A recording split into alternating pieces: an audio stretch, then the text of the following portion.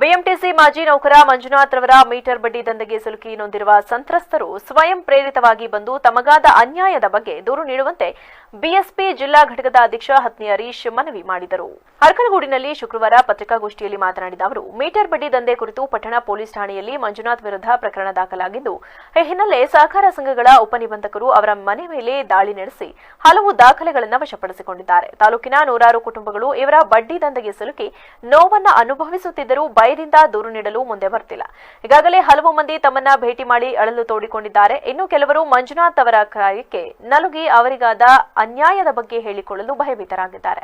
ಈ ಪ್ರಕರಣವನ್ನ ಪೊಲೀಸ್ ಇಲಾಖೆ ಗಂಭೀರವಾಗಿ ತೆಗೆದುಕೊಂಡು ಈಗಾಗಲೇ ಮಂಜುನಾಥ್ ಅವರನ್ನ ಬಂಧಿಸಿದೆ. ನೂರಾರು ಜನರಿಗೆ ಅನ್ಯಾಯವಾಗಿರುವುದರಿಂದ ಪೊಲೀಸ್ ಇಲಾಖೆ ಈ ಪ್ರಕರಣವನ್ನ ವಿಶೇಷ ಪ್ರಕರಣವೆಂದು ಭಾವಿಸಿ ವಿಶೇಷ ಪೊಲೀಸ್ ಅಧಿಕಾರಿಯಿಂದ ತನಿಖೆ ನಡೆಸಿ ನ್ಯಾಯ ದೊರಕಿಸಿಕೊಡುವಂತೆ ಹಿರಿಯ ಪೊಲೀಸ್ ಅಧಿಕಾರಿಗಳನ್ನ ಕೇಳಿಕೊಂಡಾಗ ಕೂಡಲೇ ಸ್ಪಂದಿಸಿ ವಿಶೇಷ ಅಧಿಕಾರಿಯನ್ನ ನೇಮಿಸಿ ತನಿಖೆ ಪ್ರಾರಂಭಿಸಿದ್ದಾರೆ.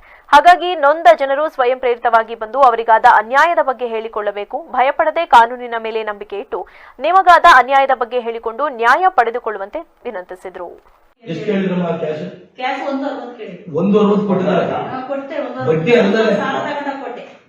ಬಡ್ಡಿ ಅಲ್ಲದೆ ಮತ್ತೆ ತಗೋಗಿ 1,60,60,000 ಕೊಟ್ಟಿದ್ದಾರೆ.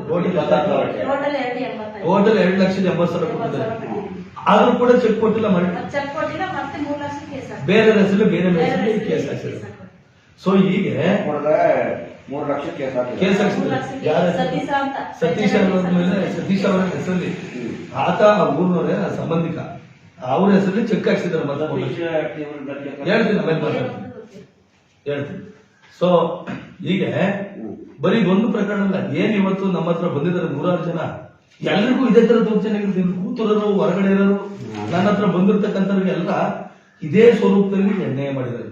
ಹಾಗಾಗಿ ಇದು ಪ್ರಕರಣ ಬಹಳ ವಿಶೇಷವಾದ ಪ್ರಕರಣ, ಬಹಳ ಗಂಭೀರವಾಗಿರೋದ್ರಿಂದ ದಯಮಾಡಿ ಇದನ್ನು ನಿಷ್ಪಕ್ಷಪಾತವಾಗಿ ತನಿಖೆ ಮಾಡಬೇಕು ಅಂತ ನಾವು ಕೇಳ್ಕೊಂಡಾಗ ಈಗಾಗಲೇ ನಮ್ಮ ಈ ಪೊಲೀಸ್ ಇಲಾಖೆ ಸಂಪೂರ್ಣ ಸಹಕಾರ ಕೊಟ್ಟರು. ನಮಗೆ ಎಲ್ಲಾ ಹಂತದ ಅಧಿಕಾರಿಗಳು ಈಗ ನೊಂದವರಿಗೆ ನಾವು ನ್ಯಾಯ ಕೊಡಿಸ್ತೀವಿ ಅಂತ ಹೇಳಿ ತನಿಖೆಯನ್ನು ಶುರು ಮಾಡಿ, ಸೊ ಈಗ ಒಂದಿಷ್ಟು ಜನ ಹೇಳಿಕೆಯನ್ನು ಪಡ್ಕೊಂಡು ಈಗ A1 ಆರೋಪಿ ಮಂಜುನಾಥ್ ಅವ್ರನ್ನ ಈಗ ಕಸ್ಟಡಿಗೆ ತಗೊಂಡಿದ್ದಾರೆ. ಅದು ನಮಗೆ ಮಾಹಿತಿ ಬಂದಿದೆ. ಸೊ ಈಗ ಇರೋದ್ರಿಂದ ಆಮೇಲೆ ಇಲ್ಲಿ ಇನ್ನೊಂದು ಯಾವ ತರಪ ನೊಂದಿದ್ದಾರೆ ಅಂದ್ರೆ ಬರೀ ಇಷ್ಟೇ ಅಲ್ಲ, ಈಗ ದುಡ್ಡು ಇಸ್ಕೊಂಡ್ರು 20,000, 30,000, 50,000 ಲಕ್ಷಾಂತರ ರೂಪಾಯಿ ದುಡ್ಡು ಕೊಟ್ರು.